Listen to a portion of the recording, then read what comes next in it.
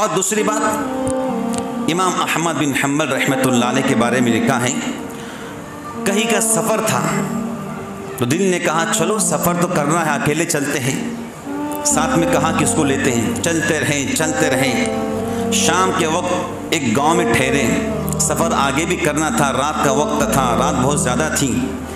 इशा की नमाज़ पढ़ने के बाद दिल ने कहा मस्जिद तो अल्लाह का मकान है, चलो यही ठहरते हैं और यही अल्लाह अल्लाह करते हैं, थोड़ा आराम करते हैं, तहज्जुद पढ़ेंगे, फजर जमात से पढ़ेंगे, फिर यहाँ से निकल जाएंगे। इशा की नमाज़ पढ़ने के बाद इमाम अहमद बिन हम्बल रहमतुल्लाह अलैह ने मौज़िन साहब से कहा मैं रात में यही ठहरूंगा।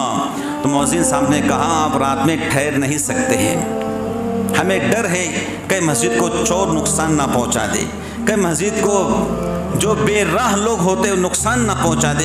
इस वास्ते हमारे गांव के अंदर ये मामूल है, इशा के बाद मस्जिद को ताला मारते हैं।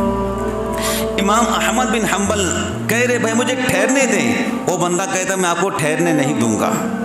दोनों की बात चल रही है। बिल आखिर इमाम अहमद इब्न हम्बल ने दुआ की, ए अल्लाह क्या मैं इस लायक भी नहीं हूँ कि आपके घर में ठहर सकूँ, और ये बंदा मुझे ठहरने देता नहीं है, मुझसे क्या गलती हो गई है। बिल आखिर मौज़िन साहब ने आपको बाहर कर दिया। बाहर आ गए, ताला मार दिया गया। हज़रत फरमाते रात का अंधेरा ज़्यादा, जाए तो कहाँ जाए, रुके तो कहाँ रुके। देखा मस्जिद के बिल्कुल सामने एक बंदा है जो तन्नूर जला हुआ है और तन्नूर पर रोटियां बना रहा है। तन्नूर पर आटे का पेड़ा ले रहा है और रोटियां बना रहा है, जिसको हम तन्नूर की रोटी कहते हैं। हज़रत कहते मेरे दिल ने कहा चलो रात तो काटना है, सर्दी का ज़माना है, चलो उसके पास चलते और जाकर बैठते हैं। हज़रत गए उसके पास और कहा भाई तन्नूर जल रहा है, सर्दी का मौसम, सर्दी भी हो रही, मेरा दिल चाहता कि मैं रात यही गुजारूं। कहा हज़रत बहुत अच्छी बात, आप रात यही गुजारिए, कोई मसला नहीं है, मैं रात भर रोटियां बनाता हूँ।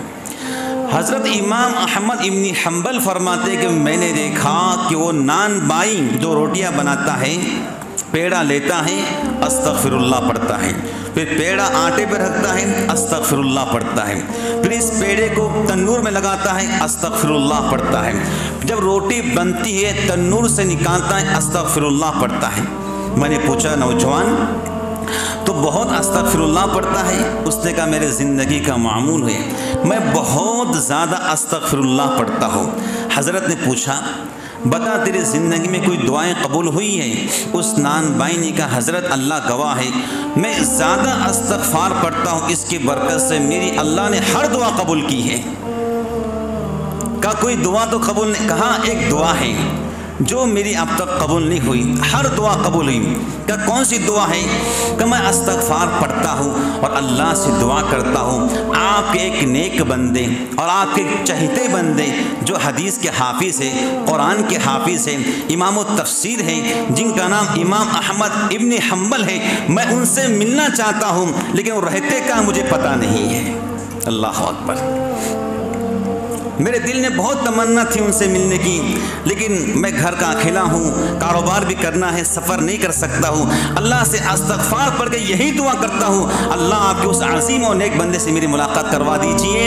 इमाम अहमद इब्न हम्बल खड़े हुए, जवान को खड़ा किया, सीने से लगाया, कहा बेटा जिस बंदे के मिलने की तमन्ना की दुआएँ इस्तग़फ़ार के ज़रिए तुम अल्लाह से करते थे, वो मैं ही अहमद इब्न हम्बल हूँ। अल्लाह अकबर। सीने से लगाया और कहा अगर मुझे मौज़िन अंदर आराम करने देता फिर तेरी दुआ कबूल कैसे होती है। इसका मतलब ये है तेरी दुआ को कबूल करना था, इस वास्ते मौज़िन ने मुझे मस्जिद से निकाल दिया है। अल्लाह अकबर। नौजवानों